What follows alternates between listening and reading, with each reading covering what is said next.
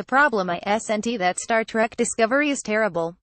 It's not. It's not great, it's not even consistently good. But it's not the worst, and if this wasn't a Star Trek show, I think I'd be more inclined to be favorable towards it. Lethe has some decent emotional beats, particularly in Burnham's storyline, and while Lorca really is just another of TV's endless conflicted white male antihero who get results, Jason Isaacs is a great actor, and I enjoy watching him go through these particular motions. The thing is, though, DSC is a Star Trek show. It's right there in the title, and if you missed that, the opening theme music explicitly quotes some classic Trek orchestration. If you somehow missed that, the show's main character is a ward of Spock's father, Sarek. Sarek is a key part of Lethe, and while his son never shows up, Spock still gets name-checked as a plot point. The show is explicitly drawing on Trek lore to achieve its goals, and yet every nod to the original series. Burnham even mentioned the Enterprise tonight just underlines how on Star Trek this show really is.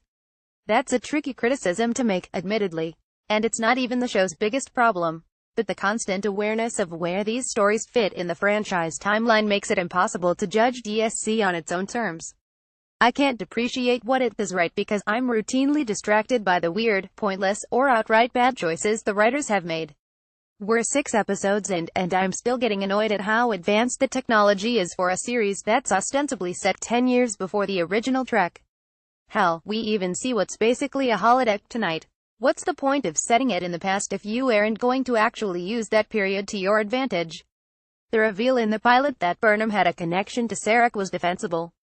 I mean, it seems like the kind of forced connection to Trek lore that ultimately just serves to make a show about exploring the galaxy seem that much smaller, but it's a pilot, things happen, you hope they stop happening down the road.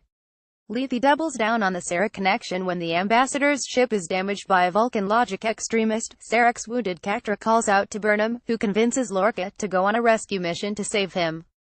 On the plus side, saving Sarek is a standalone plot, one that helps give the episode a closed story to tell and prevents it from falling into the sort of forgettable here's a collection of scenes structure that plagues so much modern serialization. While it's obvious fairly quickly that the memory Burnham keeps revisiting is going to reveal something unexpected before the end, when the twist does come, it's a legitimate payoff, one that changes Burnham's relationship with her adopted father and also helps strengthen her own resolve. But was it really necessary to bring Sarek into the show if he was going to serve as the focal point for yet another narrative about daddy issues? It's clever to use the very thing that set Sarek and Spock at odds in the original series. Spock's choosing Starfleet over the Vulcan Expeditionary Force is part of the reason that Sarek and Burnham have become estranged, but there is also that frustrating reduction of repeating the same beats with the same small group of people over and over again. Giving Burnham a Vulcan father, sure. But making him the most iconic Vulcan father in the franchise smacks of fan service or, worse, a lack of imagination. Really, that's the major concern here. The note Trek issues would be easier to overlook if this show didn't feel so damn small. We're almost halfway through the first season, and there's still no clear sense of the Discovery's crew as a whole. The ship is just a series of rooms, not a place, and with change happening so rapidly, there's never any time to build a connection to these people beyond what's occurring in the moment. Seeing Burnham and Tilly jogging near the beginning of the hour, and learning it was part of Burnham's help Tilly be a captain project, was an actual relief. For once, serialization worked as more than just an excuse for a constant series of shocking events. It's not the most thrilling moment in the hour, but it serves to make the two women more than just plot delivery devices, and it has a nice little payoff later on.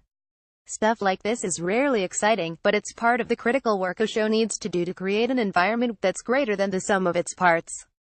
The other major storyline this week has Lorca yet again acting on the edge. They even find time to include a "you don't play by the rules but I get results" scene. Admiral Cornwell shows up long enough for them to squabble, sleep together, and then for her to fall into the Klingon trap that was meant for Sarek. Given how little we know about the state of the Klingon War at this point, this makes Sarek look like an idiot, and also shows the Klingons being even more cartoonishly evil than they were on the original series. Mostly I was just surprised that Cornwell wasn't killed outright, given her promise to see Lorca removed from the captain's chair. So yeah, this wouldn't be great even if it didn't have the Star Trek name. As it stands, all the Starfleet trimmings mostly just serve to continually underline the show's failings without adding much in return. There are good performances here, and some potentially good ideas. But there's no foundation yet. It's hard to look to the stars when you don't have any place to stand. Stray observations. Personality doesn't count. That's just something that people with no personality say. This is an old joke, but I'll appreciate they were trying to be funny. See also Stamets saying groovy. Vulcan terrorists are, I think, a new idea. We learn later that Burnham's intended career path was thwarted by Vulcan government that didn't want non-Vulcans rising in Vulcan society, which connects back to the Klingon obsession with purity. The disco ship shirts that Burnham and Tilly wear were cute.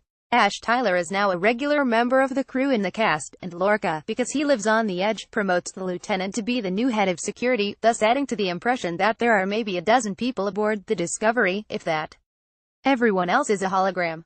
Calling it now.